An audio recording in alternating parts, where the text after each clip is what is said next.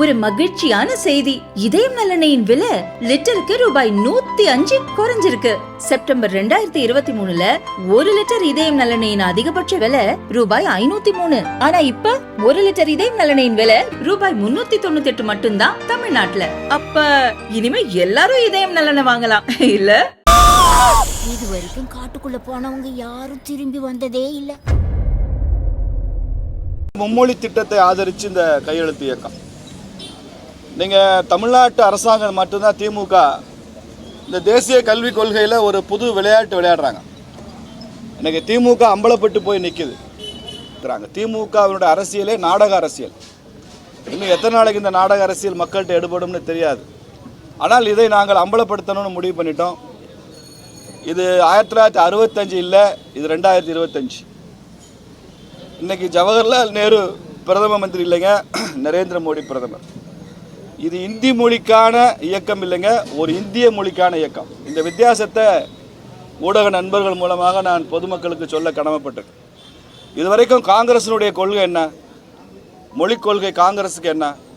3வது மொழியாக எல்லா மாநில மக்களும் இந்தியை கற்றுக்கொள்ள வேண்டும் என்பதுதான் காங்கிரஸ் கொள்கை. இந்தியை கற்றுக்கொள்ளணுன்ற காங்கிரஸோட கூட்டணி வச்சிருக்கிறார் ஐயா ஸ்டாலின். அதை எடுத்துட்டு இந்தி என்பது கூடாது, ஏதாவது ஒரு இந்திய மொழியை கற்றுக்கொள்ளலாம்னு அதை லிபரலைஸ் பண்ண மோடி தேச துரோகியா? தமிழுக்கு துரோகியா? இந்தியாவுடைய மொழிகளை அழிக்க வந்தவரா? இது என்ன அபத்தமா இல்லையா? ஏதாவது ஒரு இந்திய மொழி தான் 3வது மொழியாக சொல்லப்பட்டிருக்கு. ஏதாவது ஒரு மொழியை கற்றுக்குங்க. இந்தி தான் சொல்லும்போது தமிழுக்கே வாய்ப்பெல்லாம் போகுது. இதுவரைக்கும் பக்கத்தில் இருக்கிற கேரளா 3 மொழி இருக்காங்க. கேரளாவில் மும்மொழி திட்டம் நீங்கள் சொல்கிற திராவிட பூமியில் சொல்கிறேன்னா, கேரளாவில் ரொம்ப ஆச்சரியமாக இருக்கும். பாலக்காட்டில் இருக்கிற அரசு பள்ளிகளில் தமிழ் இருக்குது. கேரளாவில் திருவனந்தபுரத்தில் இருக்கிற அரசு பள்ளிகளில் தமிழ் 3வது மொழியாக இருக்குது. கர்நாடகா பார்டரில் இருக்கக்கூடிய கர்நாடகாவில் இருக்கிற பல பள்ளிக்கூடங்களில் தமிழ் இருக்குது. சித்தூரில், ஆந்திராவில் தெலுங்கு தாய்மொழியாக கொண்ட இடங்களில், தமிழர்கள் அதிகம் வசிக்கிற பகுதிகளில் தமிழ் 3வது மொழியாக இருக்குது. இங்கெல்லாம் இப்போ தெலுங்கு அழிஞ்சு போச்சா?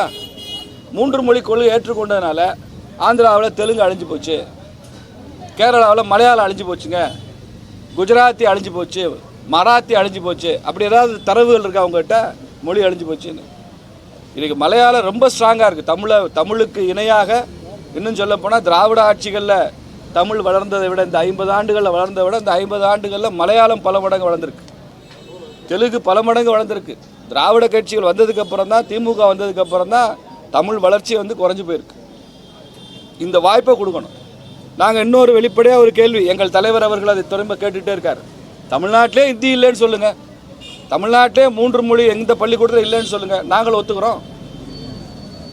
அண்ணாதுரை அவர்கள் 65ல் இந்தி போராட்டம் நடத்துகிறப்ப, இந்தியர் போராட்டம் நடத்துகிறப்ப அவருக்கு நேர்மை இருந்துச்சு.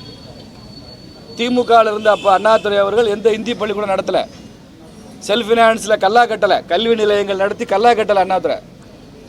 அவர் ஒரு அடிப்படையாக ஒரு கேள்வி கேட்டார். வடகத்திக்காரனுக்கு மாத்திரம் 2 மொழி படிக்கிறான், உத்தரப்பிரதேசக்காரன் ஹிந்தி இங்கிலீஷும் படிச்சுக்குவான், நான் மாத்திரம் ஏன் 3 மொழி படிக்கணும்னு கேட்டார். நியாயமான கேள்வி தானே அவர் கேட்டது. அவனை தமிழ் படிக்க சொல்லுங்கள், இல்லை அவனே 3வது ஒரு மொழி படிக்க சொல்லுங்கள், நானும் 3வது மொழி ஏற்றுக்கிறோன்னு அண்ணாதுரை அவர்கள் தெளிவாக சொன்னார். அதை ஏற்றுக்கிறது காங்கிரஸுக்கு அப்போ துப்பு இல்லை, திராணி இல்லை. இன்றைக்கி அண்ணா அவர்கள் சொன்னது தான் ஐயா நரேந்திர மோடி நிறைவேற்றிட்டு இருக்காரு. 3வது மொழியை இந்தியா முழுக்க பொதுவாக்கியிருக்கோம். தமிழை மாத்திரம் 3வது மொழி படிக்கல, உத்தரப்பிரதேசக்காரனும் 3வது மொழி படிக்கணும், அஸ்ஸாம்காரனும் படிக்கணும். ஏதாவது ஒரு இந்திய மொழியை வச்சுக்கோ, அவ்வளோ. அது கூட பெரிய இலக்கண அளவில் இல்லை. ஹிந்தி படிக்கணும், மலையாளம் படிக்கணும்னா மலையாளத்தில் லிட்ரேச்சர் வாங்குற அளவுக்கு இல்லை, அவார்டு வாங்குறதுக்கு அளவு இல்லை. சாதாரணமாக எழுத படிக்கிறது தெரிகிற அளவுக்கு பேசிக் நாலேஜ். ஒரு கார் வாங்குறோம்னா அதில் ஹை எண்ட் இருக்குது, லோ எண்ட் இருக்குல்ல, அது மாதிரி 3rd லாங்குவேஜ்ன்றது குறைஞ்சபட்ச படிப்பு தான். எளிதில் சுலபமாக அவங்க கற்றுக்கிற மாதிரி, பாஸ் பண்ணுற மாதிரி தான் இருக்கும். அது கற்றுக்கங்க. தமிழ்நாட்டில் நிறைய உருது பேசுகிற முஸ்லீம்கள் இருக்காங்க. 3வது மொழியாக உருது அறிமுகப்படுத்துங்க. முஸ்லீம் மாணவர்கள் உருது வீட்டில் பேசுகிறவங்க இருக்கான், அறிமுகப்படுத்துங்க. தமிழ்நாட்டில் மேற்கு மாவட்டங்களில் நிறைய மலையாளம் பேசக்கூடியவங்க இருக்காங்க. வீட்டில் மலையாளத்தை அவங்களுக்கு ஒரு மொழியாக சொல்லுங்கள், 3வது மொழியாக. அவன் இப்போ ஏற்கனவே பேசிகிட்டு இருக்கான், எழுதப்படி கற்றுக்குவான். தெலுங்கு இருக்குது, கன்னடம் இருக்குது, வாய்ப்பு கொடுங்க. ஹிந்தி படிக்க விரும்புகிறவரும் ஹிந்தி படிக்கட்டும். நாங்கள் இப்போ கையெழுத்து இயக்கம் நடத்துகிறப்ப இங்கே ஐயா ஒரு ஒர்க் ஷாப் நடத்திக்கிட்டு இருந்தார் ஒரு சகோதரர். அவர் சொல்கிறாரு, அவர் ஒர்க் ஷாப் நடத்துகிறார். அவரை பார்த்தா பெருசாக பண்டிதர் மாதிரி படித்தவர் மாதிரி இல்லை, சாதாரண எளிமையாக ஒரு தொழில் செய்து ஒரு நடுத்தர வர்க்கத்தை சார்ந்தவராக இருக்கார். நேத்தா என் பசங்களை நான் ஹிந்தி படிக்கிறதுக்கு சேர்த்து விட்டேன் அப்படிங்கிறார். அப்போ மக்களுக்கு வாய்ப்பு கொடுக்குற என்ன கஷ்டம்? நீங்கள் மாத்திரம் சொன்னீங்கல்ல, நான் ஒரு பேட்டியை நினைவு கூறுறேன். தயாநிதி மாறன் அவர்களை ஏன் நீங்கள் அமைச்சராக்குனீங்க அப்படின்னு கலைஞர் முதலமைச்சராகிறப்ப கேட்குறாங்க. மத்திய அமைச்சராக எவ்வளோ பேர் இருக்காங்களோ, ஏன் தயாநிதி மாறன் அமைச்சராக்குனீங்க? அது கலைஞர் சொன்ன பதில் என்னங்க? உங்களுக்கு எல்லாரும் தெரிஞ்ச பதில் தானே. தயாநிதி மாறனுக்கு ஹிந்தி தெரியும்னாரு. ஏங்க பல தலைமுறை ஹிந்தி படிக்க விடாமல் பாழாக்கிட்டு நாசக்காடு பண்ணிவிட்டு உங்கள் பேரனுக்கு ஹிந்தி தெரியுன்றதுக்காக நான் அமைச்சராக்குறேன்னு சொன்னால் இது தமிழ் மக்களுக்கு செய்கிற துரோகம் இல்லையா? அது மூன்றாம் மொழியாக ஒரு இந்திய மொழி இருக்கணும்னு சொன்னால் நீங்கள் யோசிச்சு பாருங்க. இப்போ தமிழ்நாட்டினுடைய முதலமைச்சராக ஒரு பிஜேபி முதலமைச்சர் இருந்தால் என்ன செய்வார்? எல்லா இடத்துலையும் தமிழை கொண்டு வாங்கன்னு நாங்கள் எல்லாருக்கும் அப்பீல் கொடுப்போம்ல. மூணாவது மொழியாக தமிழை அறிமுகப்படுத்துறதுக்கு இது ஒரு வாய்ப்பா இல்லையா? இது வரைக்கும் அப்படி வாய்ப்பு இருந்துச்சா? யோகி ஆதித்யநாத் ஐயா அவர்களை சந்தித்து உத்தரப்பிரதேசத்தில் எங்கெல்லாம் வாய்ப்பு இருக்கோ அங்கே தான். ஹோல் ஸ்டேட்டில் பண்ணுறதை விட தமிழ்நாட்டிலேயும் முழு ஸ்டேட்லேயும் ஒரே மொழி நாங்கள் பண்ண சொல்லலை. அதே மாதிரி உத்தரப்பிரதேசத்தில் எங்கெங்கெல்லாம் வாய்ப்பு இருக்கோ தமிழ் சொல்லுங்கள். மத்திய பிரதேசத்தில் எங்கெல்லாம் வாய்ப்பு இருக்கோ தமிழ் கொடுங்க. தேவேந்திர ஃபட்னவிஸ் இருக்காங்க முதலமைச்சர். மும்பைக்கு போய் மும்பையில் எவ்வளோ தமிழர் இருக்காங்க? 12-15 லட்சம் தமிழர்கள் இருக்காங்க. மும்பையே பில்ட் பை தமிழ்ஸ் தான். அப்போ அவங்க நீங்கள் மூணாவது மொழியாக தமிழ் அறிமுகப்படுத்துங்க, தமிழருக்கு நல்லதாக இருக்கும். அதற்கான பாட புத்தகங்கள் நாங்கள் தமிழ்நாடு அரசாங்கத்தை கொடுக்குறோம். உங்களுக்கு வேண்டிய தமிழாசிரியர்கள் நாங்கள் அனுப்புகிறோம், இங்கேருந்து அனுப்புகிறோம். தமிழ்நாட்டுக்கு வெளியிலும் தமிழ் பரவுவதற்கு நாங்கள் தமிழக அரசு எல்லாம் செய்யும் சொல்ல வேண்டியானே. ஓன்னு ஒப்பாரி வைக்கிறதுக்காக ஒரு திமுக அரசாங்கம் இதை இளவு விடாதே. வாய்ப்பை பயன்படுத்தி கொண்டு தமிழை வளர்க்கறதுக்கு கொண்டு வாங்க முயற்சி பண்ணுங்க. எல்லாத்துக்கும் ஒப்பாரி வச்சுக்கிட்டு தான் என்ன அர்த்தம்? அதனால தான் நாங்கள் ஒரு கடிதம் எழுதியிருக்கிறேன். நான் பாரதிய ஜனதா கட்சியினுடைய பொதுச் செயலாளராக இந்த கடிதத்தை இப்போ தான் உங்கள் முன்னால் தான் நான் வெளியிடுறேன்.